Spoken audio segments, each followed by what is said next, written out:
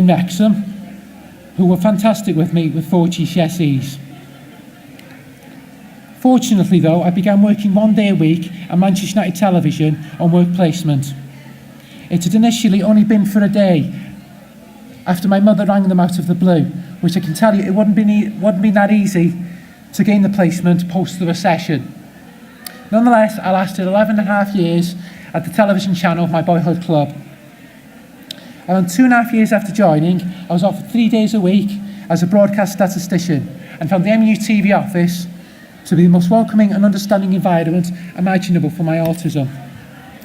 It was my dream job, as throughout my life at that juncture, I had been a statter on the history of the club. My job entailed doing stats on all the matches.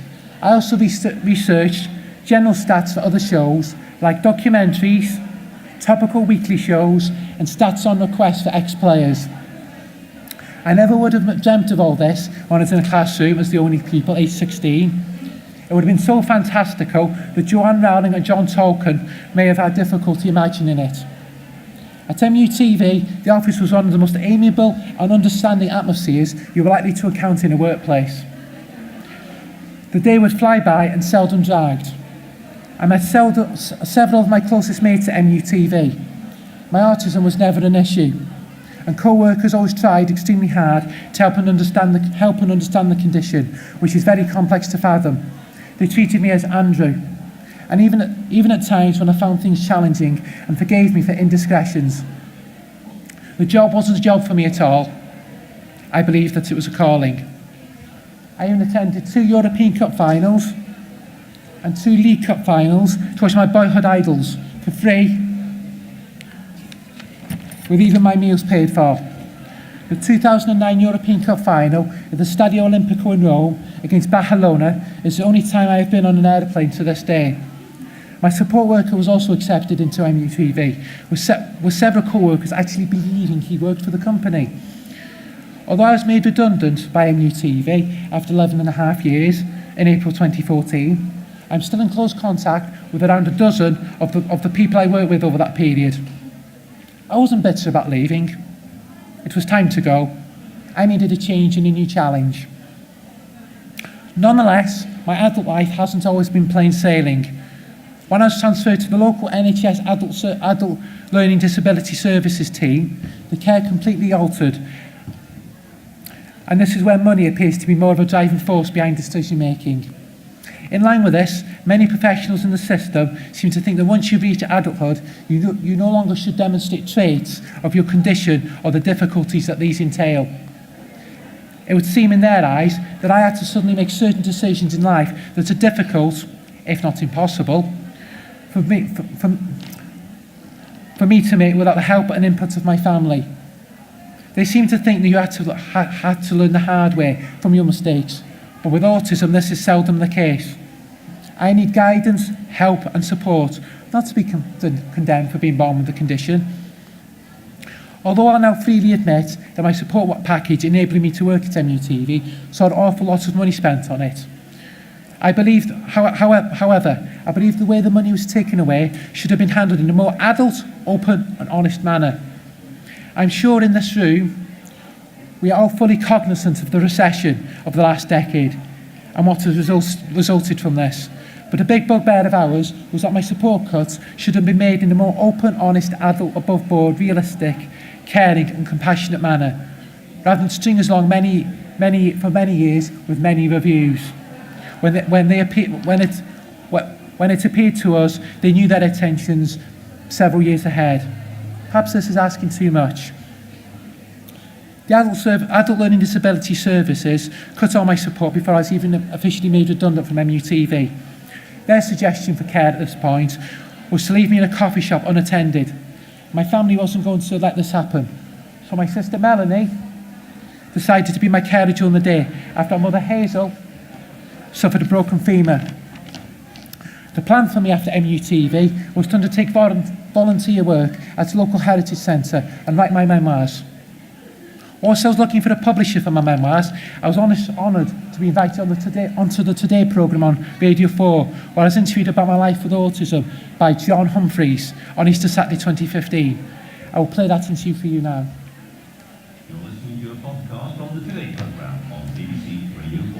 I was diagnosed as severely autistic at age 3, but through the persistence of my mother, I believe I'm quite an articulate individual who's actually got the ability to write this book and to work where I work at Manchester United Television for 11 years. So it is a very wide spectrum, but hopefully I'm writing the book to give hope. Give us an idea of the sorts of problems that you do have. I know that you, and I think this is true, isn't it, of most people with autism, you have obsessional behaviour. Yeah. I was intrigued to read about The Simpsons on television. Tell us about that. When I was a teenager and younger than that, when it was Christmas time, and obviously I couldn't go out the house when The Simpsons was on.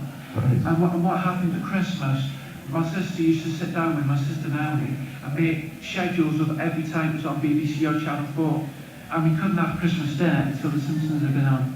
Are you out of that now? Are you over that now? Yes, The Simpsons, but obsessional behaviours come back from time to time, very much so. And what sort of effects do they have on you when they do come back? If I go into certain shops, I get really, really stressed because of smells in the shop or personal space issues. But what is it about the smell in a shop? Well, like this, for instance, I was in a shop in Wrexham, and I could really smell this odour, and I think it was just somebody walking past, and it was a lady's perfume, and it really, I really threw me really. What's it do to you then when you smell that odour? It could stress me out. In what way? When I was younger, I would become aggressive. Where more now, I will become more obnoxious, I might become abrupt, stern, and then obviously then I have to stop my feelings and emotions to my mother and my sister, and that helps, you see. Well, indeed, and that's what's curious to those of us who don't understand, that you know that you're behaving in a completely irrational way, but you can't stop yourself. It's quite hard, really. But then the thing is, this book I've written is really, obviously I haven't found a publisher or literary agent yet, so hopefully there's a few listening. But this book is there as a support mechanism, really. I'd like to think for people who come in contact regularly with autism, professionals, families, carers who come into contact with autism on a regular basis. And I'd like to think this book, in some small way, will help those people in their day-to-day lives. If you were to give a bit of advice to parents who have autistic children or carers who look after people with autism, what would the bit of advice be? Never give up. Just be ready to fight all the way for every little answer, anything you get, because now I don't get any support of anybody apart from my family. To get anywhere, even in education, was absolutely impossible. My mum had to fight to get anywhere. It was just terrible, and it doesn't change when you become an adult. You start to put the same fight and same emotions into getting what that autistic person requires. And if you don't have a supportive family, then it's very, very hard. I dread to think what would have happened to me without my family. Can you understand why people might be scared of people like you? Because as you say, you're capable of becoming violent, and that's a pretty frightening prospect, especially when you're a grown man, a strong man. Yeah. Well, not so much when I'm a grown man, that's more when I was a child. But I can understand how I could, if you first met me, I do cite statistics about your career, or just general statistics about sport or music. Now that can come across as very strange.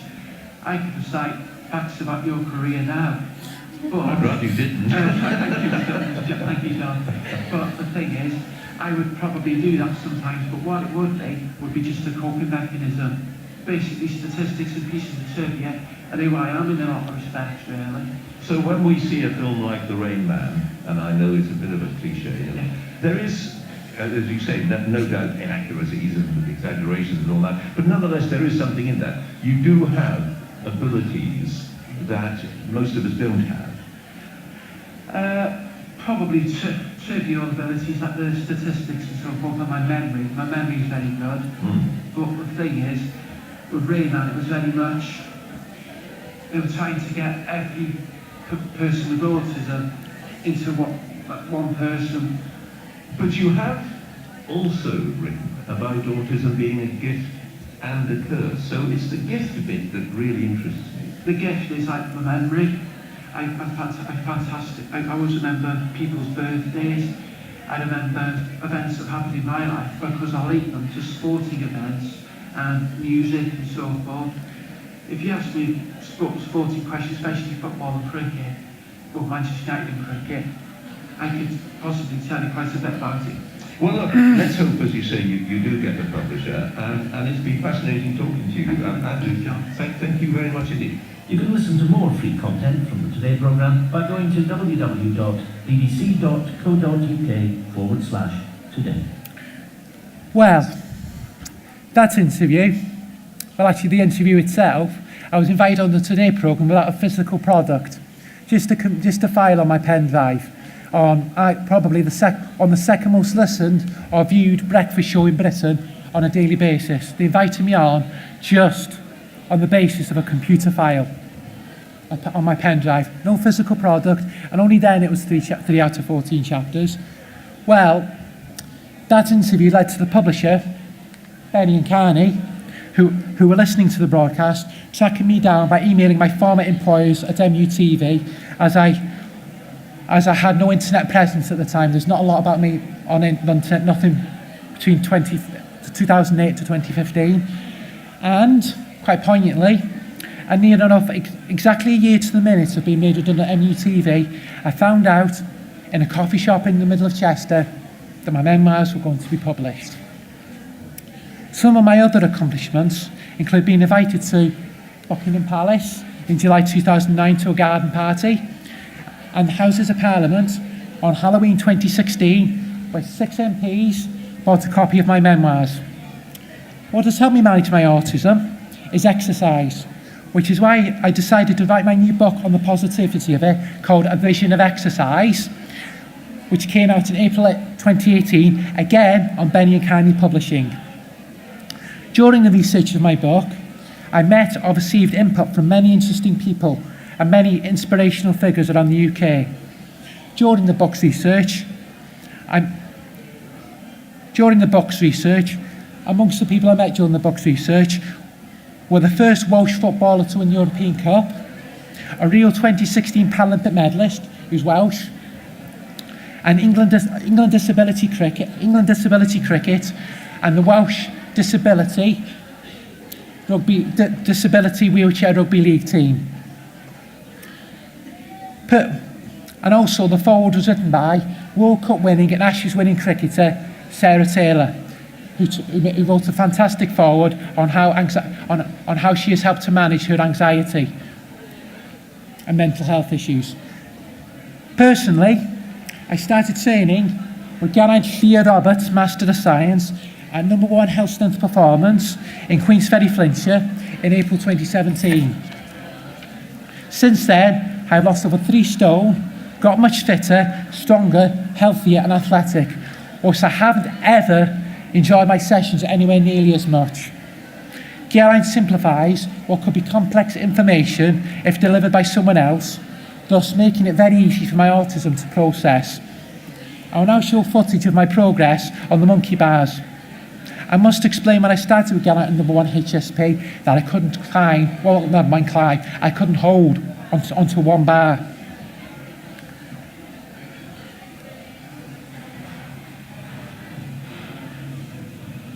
Good start, mate. Take your time and in time. What's the size?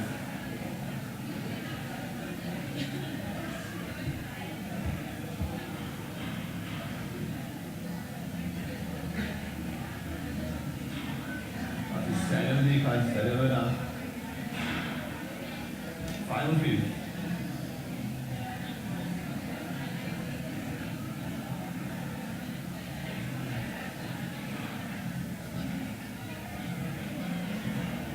Nice, mate. Good stuff. I will now show you me climbing a rope. Just 3 months before this, I couldn't even get onto the rope.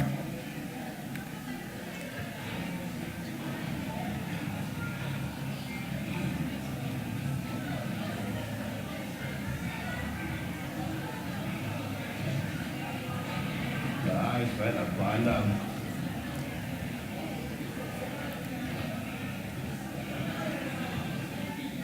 I've actually climbed that road twice this week for the first time in 6 months, and I actually got to the very top this week, and I can tell you, I think I was a lot quicker than what I was then. I can push a very heavy prowler that is 170 kilograms, which is just over twice my body weight. Here is some footage.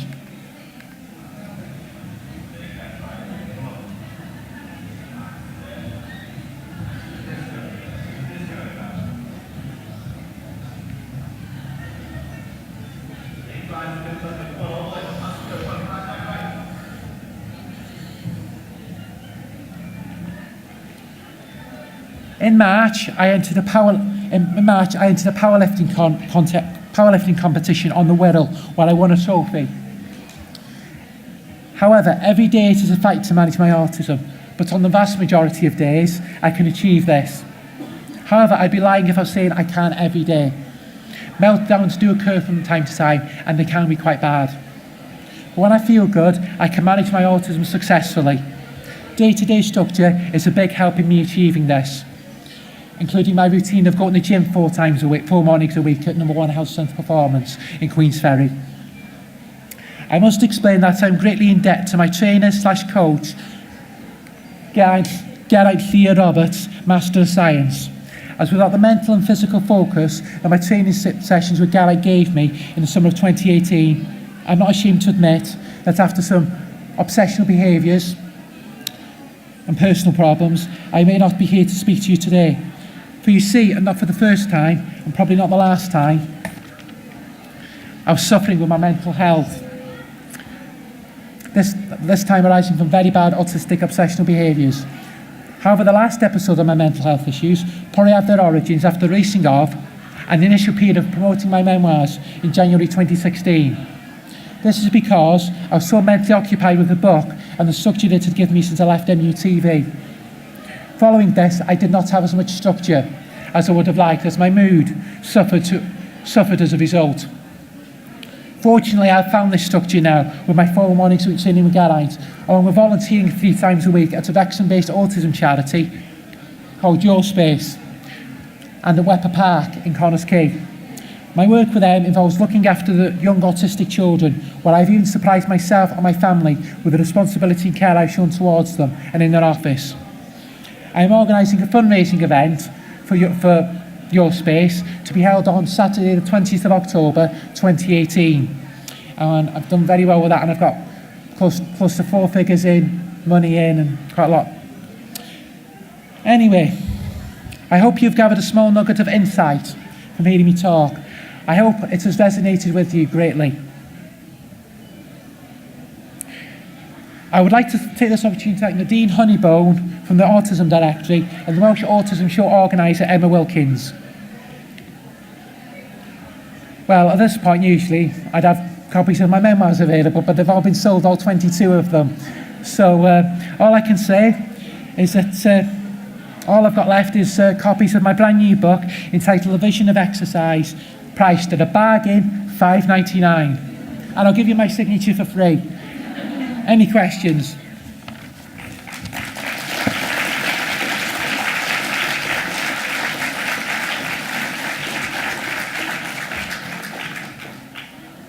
Big thank you to Andrew and your experiences.